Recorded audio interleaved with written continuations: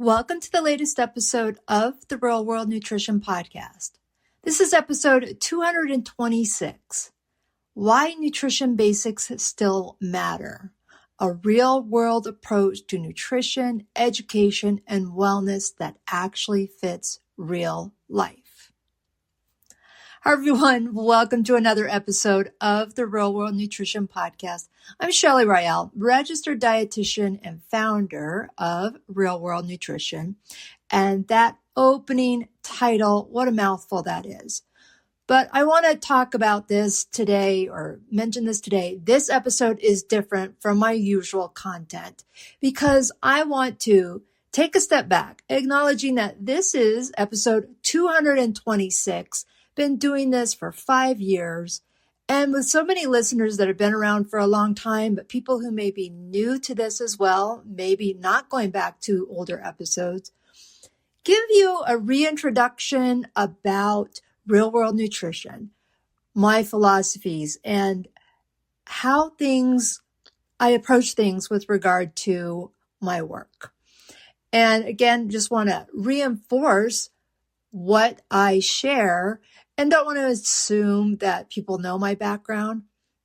So again, this is different from my usual episodes because I want this episode to be giving you context in how I do my work, my experiences, my background. And I want to emphasize this is not a highlight reel. I do feel it's going to be about me, but I just want to give you context. So I don't want to give you my resume of all the things I do so I can brag about what I do, but just again, to give you context. I also want to mention too, on the first of the year, I did a blog post entitled Nutrition Experience in the Real World. So why basics still matter. Basics matter. Nutrition basics matter. And that's part of my work where I have to acknowledge what I tend to assume is that people know nutrition basics. And you probably do, I should say, if you've been listening to this. But in my work, I learned not everybody does.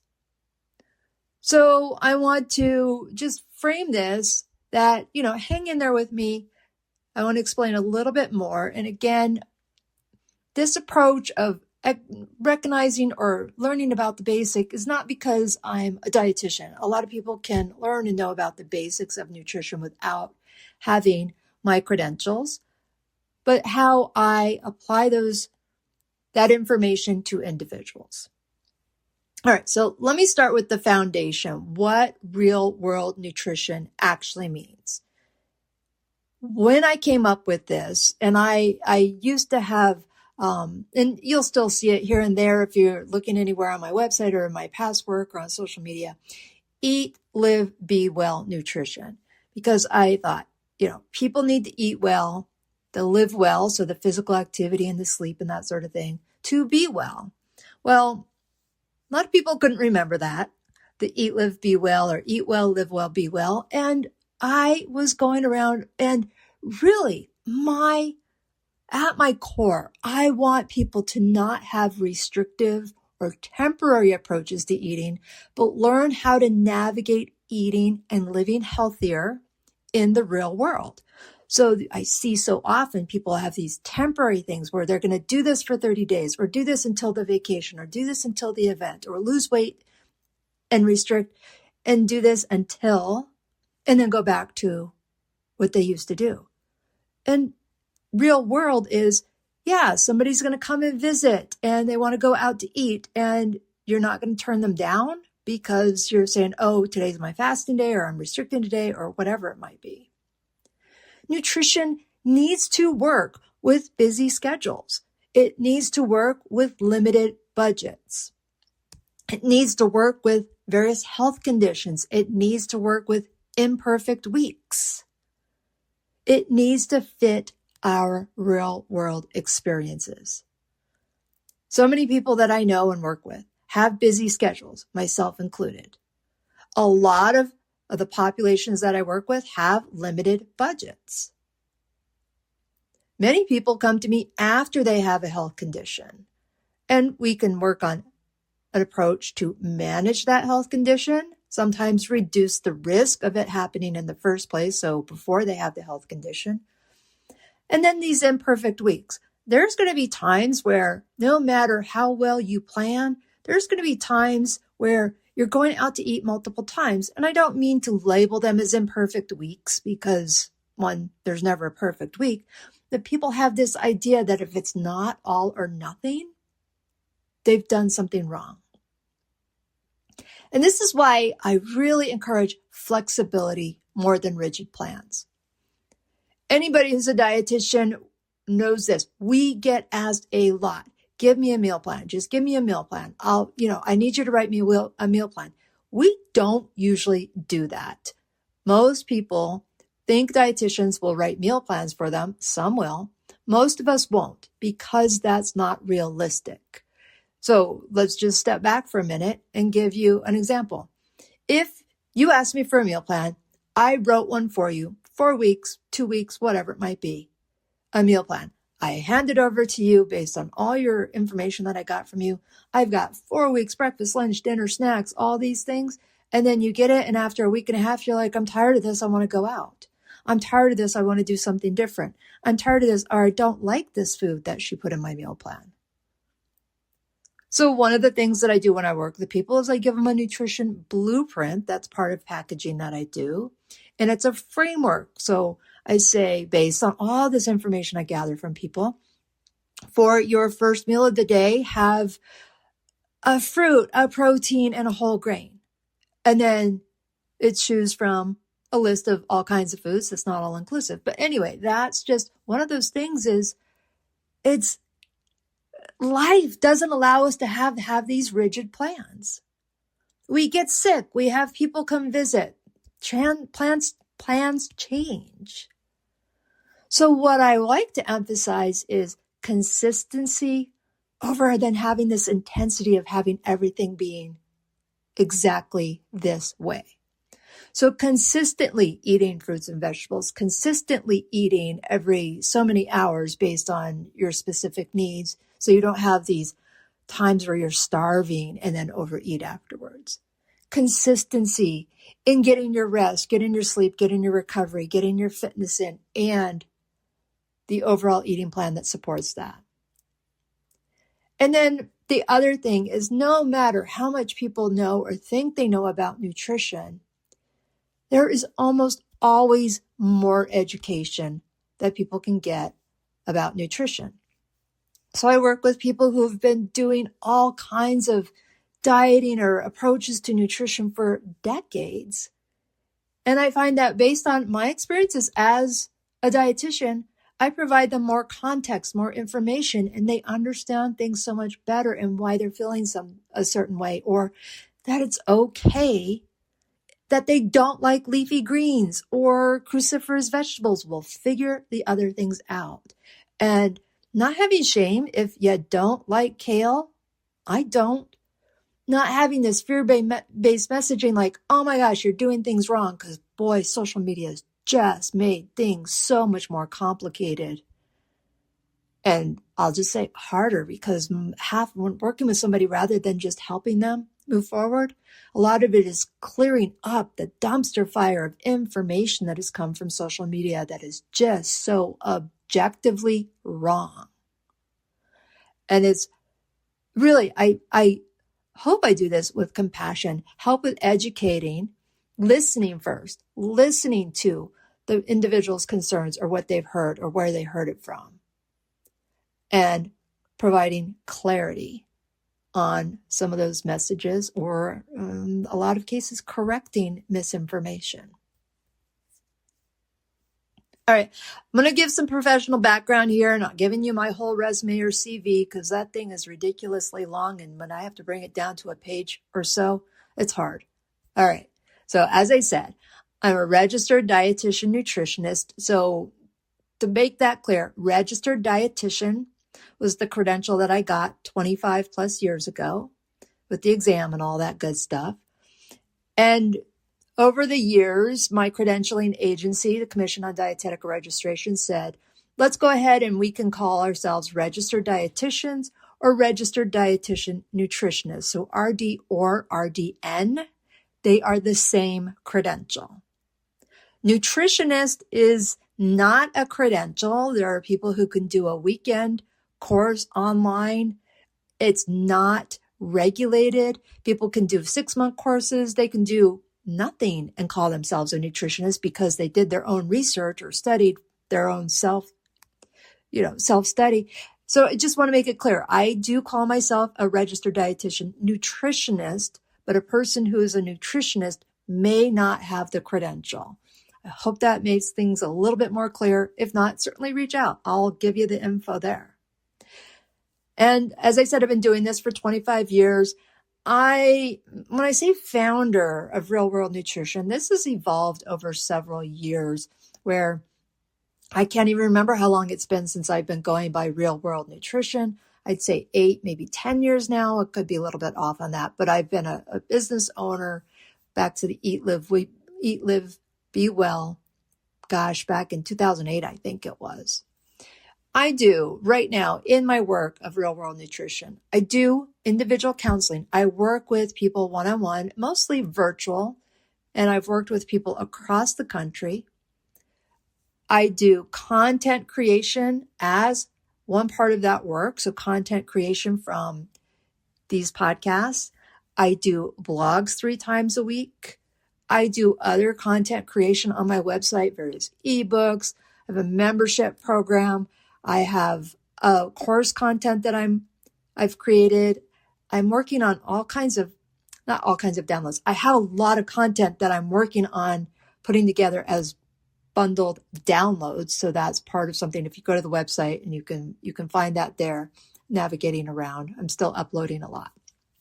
But before I did all this, my first job after my internship, because we have to do a 9-month internship, I worked at the University of New Mexico. I am in Albuquerque, New Mexico, and worked at the Employee Wellness Program for 13 years. I loved that work. Wellness programming for the entire university is a pretty large campus. And the Employee Wellness Program, there was, depending on what time we were looking at, 5 to 10 people who worked there who served the entire population of the university. As I said, employees, so faculty and staff for the most part. I did see students on occasion. And it got to the point, even though I loved it, I loved the work that I did, I realized it was time that I was needing to be able to set my own rules. So there was a lot of times where I was told I couldn't do certain programs or certain things. And I didn't like being stifled by that, among other things. So in 2013, I voluntarily left the university. But I will say this. At that time, I should say I left the university as a full-time staff member. A few years before that, I had started as an adjunct faculty, so I was teaching nutrition classes part-time. So even though I left the full-time work as a staff member at UNM, I did continue to teach as an adjunct at UNM. And at the same time, started also teaching part-time at my local community college, Central New Mexico University, or CNM. And I stopped teaching at UNM because they can pay grad students less. That was, just how it ends up working. And I just wasn't needed anymore. But I still teach at CNM and I just love it. So at CNM, it's a community college, part-time, which means I can teach anywhere from a 3-credit hour class. I've done as many as 9 credit hours or 3 classes a term. And boy, I learned so much from students. I learn what people do and don't know. And what I do love about a community college is I will have dual credit students. Those are individuals who are still in high school, or people who are older than me, 60s, 70s, who are still wanting to learn and just wanting to learn for personal enrichment. I teach sports nutrition. I teach personal and practical nutrition, which would be the equivalent of a 100 level nutrition class. I teach human nutrition, which is a 200 level. So people who are going into nursing or other allied health professions like that. And I've taught culinary nutrition. So we have culinary programs and they all have to have a nutrition program. And then I've done work in developing new courses in collaboration with my colleagues and other faculty. All of us that teach nutrition, we are all registered dietitians. And then a little bit more of what I do is because I just give this background because I talk about all these different things that I do because people are like, wait, what do you do? There's so many populations I work with. I do contract work because I can't sit still, and I also need to be in contact with people outside of my private practice here. I have very different settings I work in my contract work. I work for some Head Start programs, so the little ones below, ages 2 to 5 years old. I don't work as much directly with them, but programming and nutrition programming for them. I do work for a couple rural hospitals in the acute care setting. So rural hospitals, I'm talking where maybe patients are, 6 to 10 patients, or in some cases, maybe 25, 30 patients. I do that all remotely. So these are in remote parts of New Mexico, but thanks to technology, we can log on from our home computers and check in on patients. I also do work in a county facility, which is a detox facility from alcohol and substance use disorders, and part of their supportive aftercare program. So these are individuals who are now sober, but brand new sober, and working in this aftercare program. That's a 6-month program as they're learning to get back out into their community on their own. So I teach classes on meal planning and budgeting, because most of these individuals are on SNAP. They get limited funds for their food, and so I help them with some planning on how to really make the most of their limited funds. Now, a couple more things that I do here. I work in an adolescent treatment center, so this one's just for boys, and they're teen boys who are having some mental health issues, maybe part of law enforcement involvement. And so they're in a 6-month program there. It's mostly, I just see them when they first get there because that's a requirement. I also do some wellness and prevention programming for individuals who have diabetes or at risk for diabetes. So that's another area. And then one more major area that I do in my contract work is I work with over 70 home health individuals through the DD waiver. So the DD waiver is developmentally disabled individuals who need supportive living. So these are people who are not in institutions as was the situation in the past, but supporting individuals who live semi-independently. These could be small group homes of like 3 to 4 people with staff that help them out. Some need full-time care, or many do need full-time care. Some of these individuals are receiving 100% of their nutrition via tube feeding. Now, with these 70 home health individuals, I don't see all of them every single month. I see them every 2 or 3 months as is required. But I just wanted to say, it's quite a diverse group of individuals. And this, again, why I love working around all these different settings. It shapes my perspective of what is available, what people do and don't know, what are some of those basic things people need. And it really helps me keep me grounded and kind of puts me in my place sometimes in understanding other people's perspective. So an example I'll give is working in that supportive aftercare program for those who are newly sober. I would be talking about shopping at Costco and all the things that you could buy at Costco. And after way more than should have been appropriate, several months of doing this, I was like, these individuals who are on SNAP aren't shopping at Costco. They don't have a membership. Costco doesn't accept SNAP, at least as far as I know, they don't. And so when people have limited budgets, they're not usually paying $60 for a warehouse membership. So I really had to check myself and just acknowledge I was just being ridiculous. I mean, yeah, Costco's great. And if you've heard me talk about it before, I've got my routine there, but not everybody can afford to go there. And again, I just needed to recognize that I needed to check my perspectives there.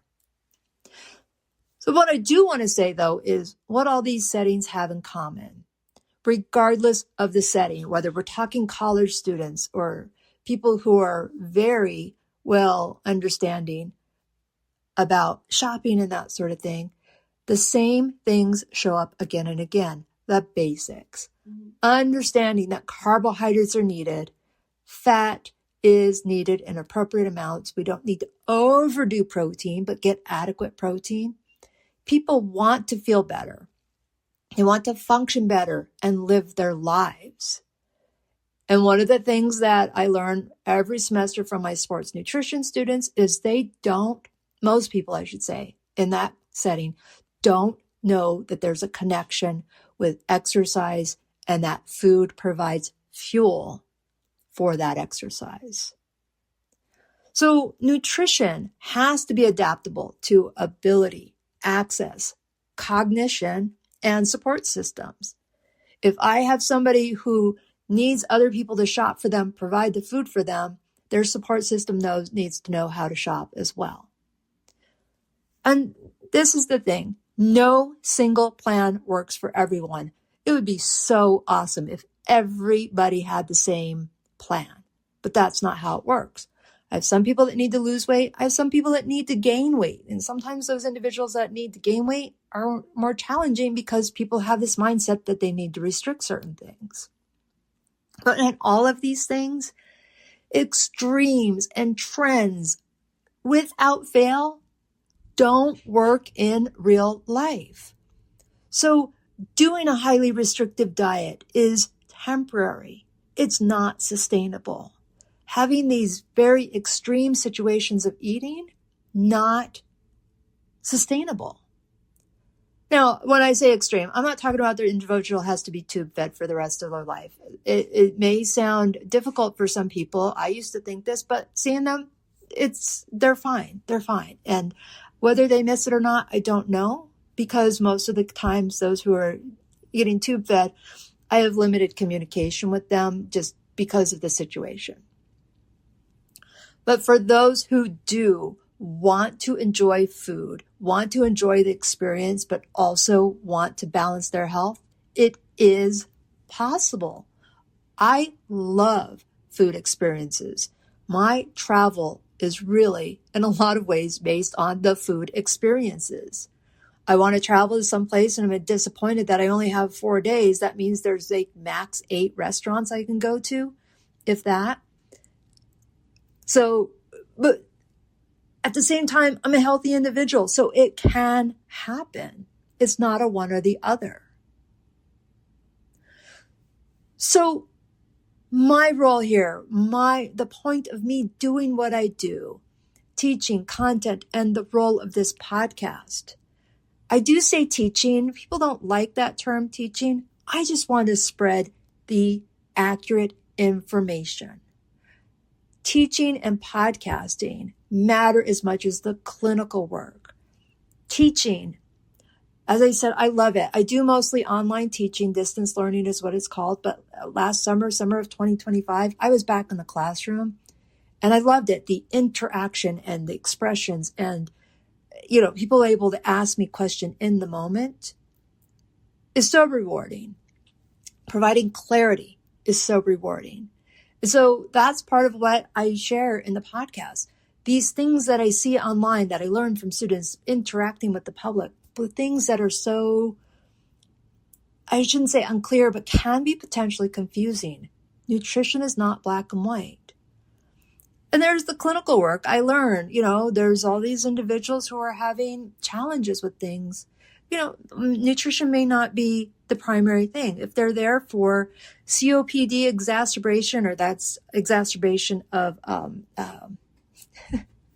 that's pulmonary disease, chronic obstructive pulmonary disease, or the flu or rhinovirus, or a hip fracture, nutrition's not the priority. But when they're in there for a small bowel obstruction, or when COVID was really bad and people had to be intubated for days. People don't think about this, but if people are intubated for days, they still need to be fed. So that's the dietitian in conjunction with the pharmacist. We make sure they're taken care of. I also think that education is a form of prevention and empowerment. I don't expect everybody will get it clearly the first time I say something, but it really is just something where I just want to provide the information. So if you want to seek out more, it's available to you. The blogs that I write, these podcast episodes, 225 of them plus, the ebooks that I provide, the resources I have online are tools, not rules. I mean, I revise actually every Saturday when I publish the blog. It is a revision of blogs from several years ago because I need to make sure things are up to date. My goal is to help people think critically. I say, I'm not the dietitian who you need to have me forever and ever and ever. I think of being like a parent. I provide you the support and information so you can go out on your own and do it yourself. Not follow blindly. And sometimes people are distracted by things they see on social media or online. But if they remember some of the things I shared with them, or they can always come back, I can help them clear up misinformation. So this is why I do focus this podcast on basics, balance, context. I don't have this super hyper focused on gut health or super hyper focused on children or super hyper focused on one very, very specific topic because so many people still need to get the basics. So with that, just want to say going forward, I'm going to continue to focus on practical, realistic nutrition approaches. Have honest conversations about health, wellness, and behavior change. Nutrition is that one aspect of nutrition, but behavior change is another big aspect of us having a healthy approach to eating. And help cut through all that noise, provide clarity. Again, I see so much stuff on social media that is just ridiculous. Now, I know my algorithm probably, feeds me more of this stuff, but there's a lot of so much misinformation out there. And then ridiculous trends, just absolutely ridiculous trends. I want to encourage people to think critically about things, but not pressure and say you're right or wrong. Although, yes, I just did say ridiculous trends. Most of them aren't dangerous. They're just ridiculous. So with that, I just want to wrap this up saying thank you for those who've been listening for a long time. Thank you for some of you who may be new in the last 20 or so episodes and maybe even more recently than that. And just with some final thoughts here, nutrition does not need to be extreme to be effective. You can have days of great eating. You can have days where it's not perfect. You can go out on a Tuesday and still not have to wait until Monday to, quote, reset. So I invite you to keep learning, questioning, focus on what actually works for you, and stick with me. Follow. New episodes drop every Friday. And I've done it consistently since I started this podcast every single Friday. So you can go back and look for old topics. Tell me if there's something you can't find and maybe I haven't addressed it yet. And I thank you so much for being here. And if you like this episode, or not this episode, the podcast, I encourage you to rate it or share it with somebody else. I'm not going to be at the top of the list for, podcasts. I'm fine with that.